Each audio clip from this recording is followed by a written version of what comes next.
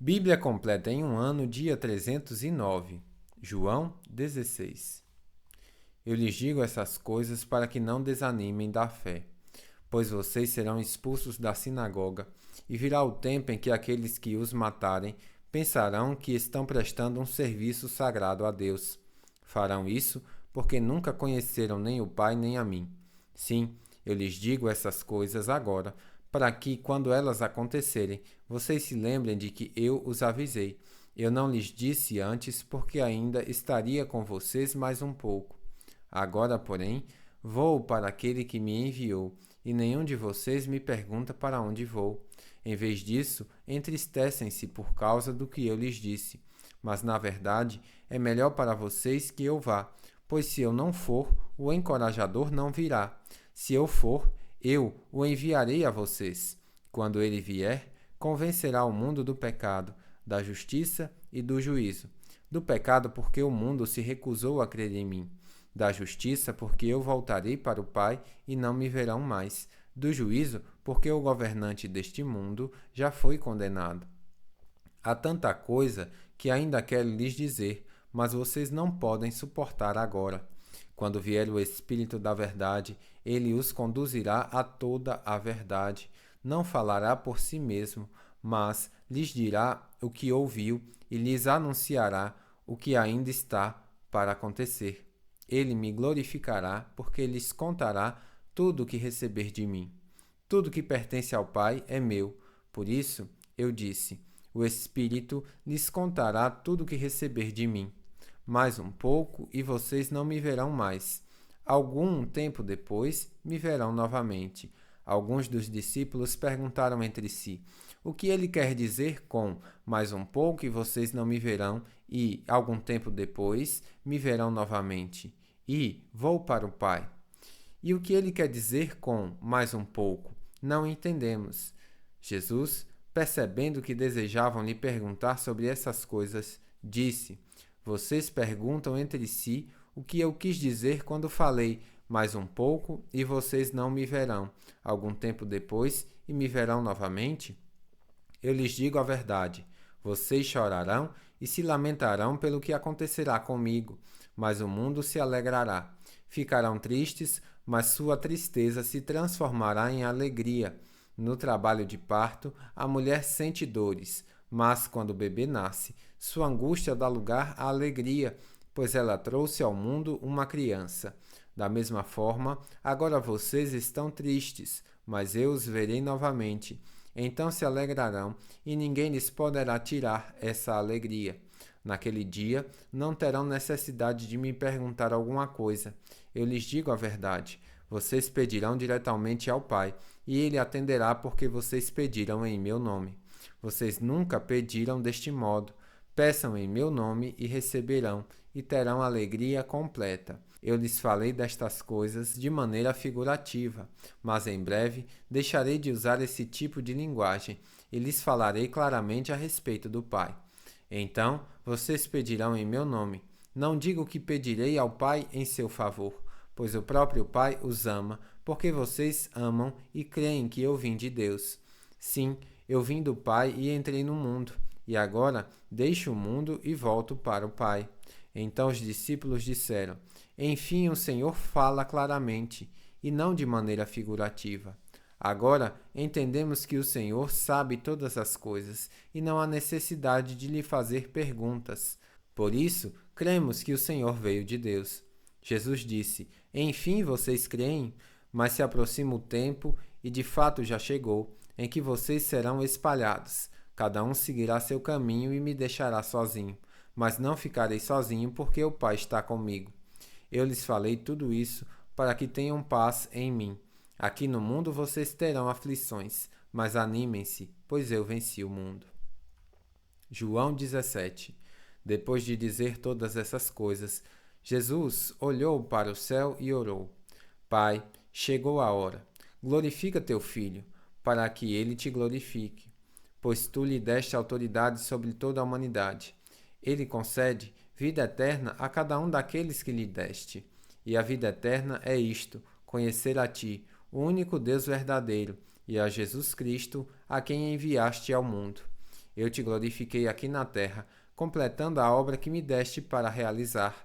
Agora, Pai, glorifica-me e leva-me para junto de ti, para a glória que tive a teu lado antes do princípio do mundo.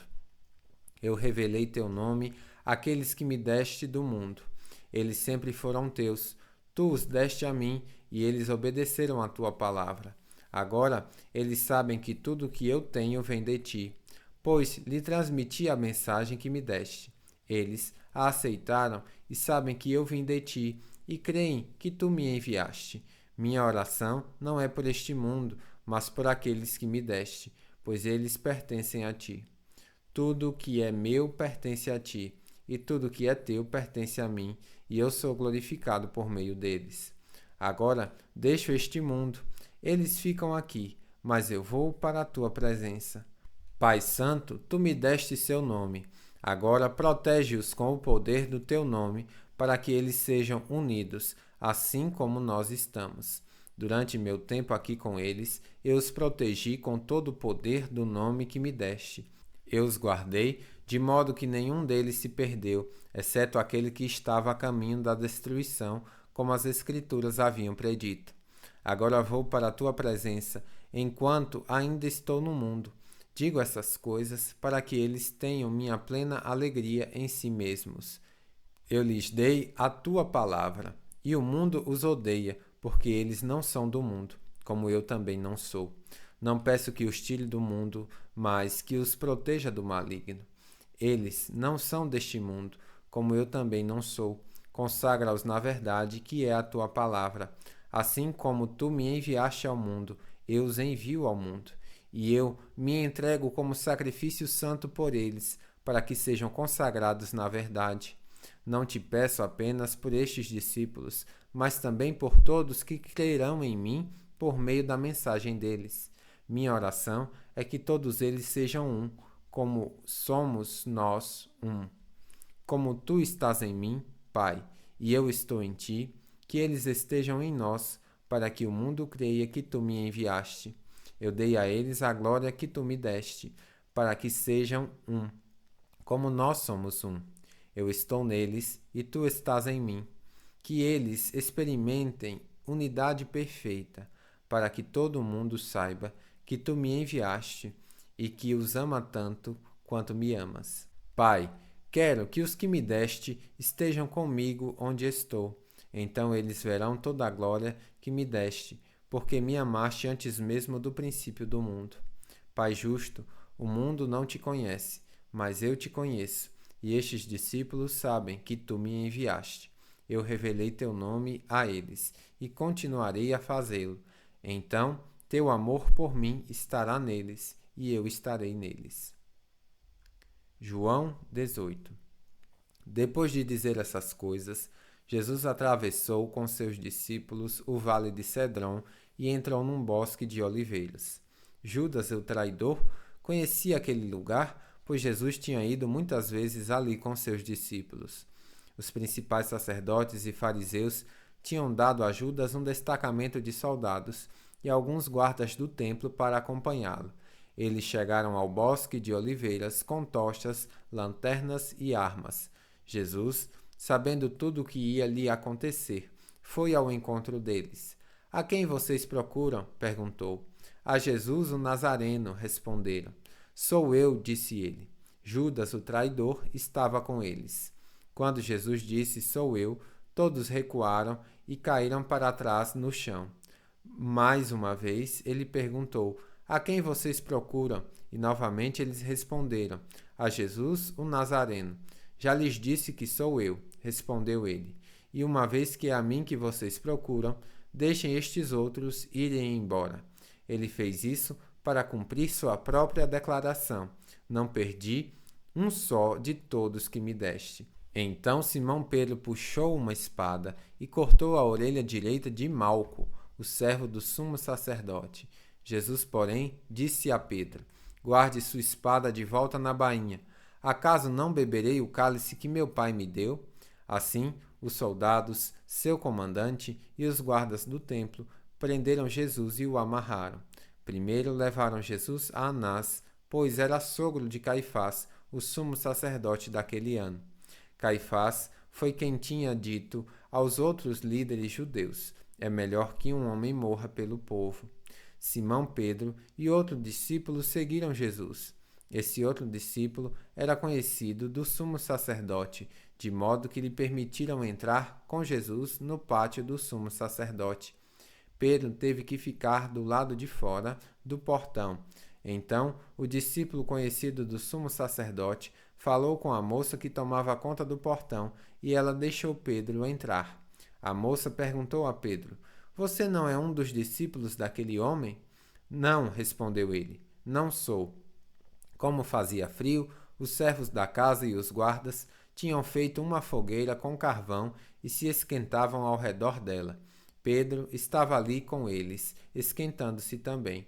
Lá dentro, o sumo sacerdote começou a interrogar Jesus a respeito de seus discípulos e de seus ensinamentos. Jesus respondeu: falei abertamente a todos, ensinei regularmente nas sinagogas e no templo, onde o povo se reúne. Por que você me interroga? Pergunte aos que ouviram, eles sabem o que eu disse. Um dos guardas do templo que estava perto bateu no rosto de Jesus, dizendo: isso é maneira de responder ao sumo sacerdote? Jesus respondeu: se eu disse algo errado, prove, mas se digo a verdade, por que você me bate?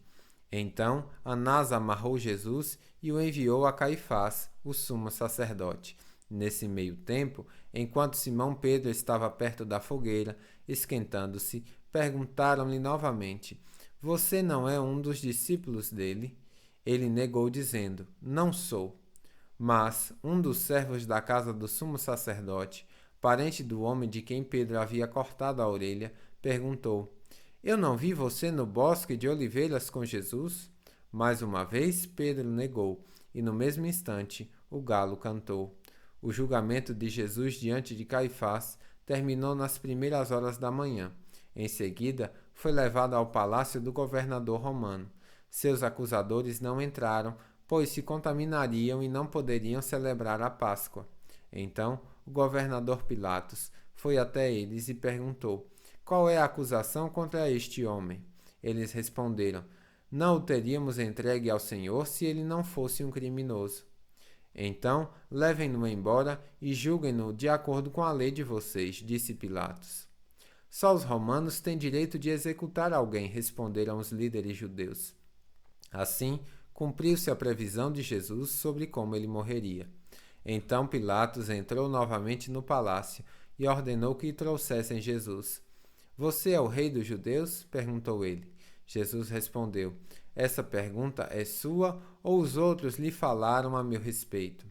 Acaso sou judeu? Disse Pilatos. Seu próprio povo e os principais sacerdotes o trouxeram a mim para ser julgado. Por quê? O que você fez? Jesus respondeu: meu reino não é deste mundo. Se fosse, meus seguidores lutariam para impedir que eu fosse entregue aos líderes judeus. Mas meu reino não procede deste mundo. Pilatos disse: então você é rei? Você diz que sou rei, respondeu Jesus. De fato, nasci e vim ao mundo para testemunhar a verdade. Todos que amam a verdade ouvem minha voz. Pilatos perguntou: que é a verdade? Depois que disse isso, Pilatos saiu outra vez para onde estava o povo e declarou: ele não é culpado de crime algum. Mas vocês têm o costume de pedir que eu solte um prisioneiro cada ano na Páscoa. Vocês querem que eu solte o rei dos judeus? Eles, porém, gritaram: não, esse homem não. Queremos Barrabás. Esse Barrabás era um criminoso. Bíblia completa em um ano, final do dia 309.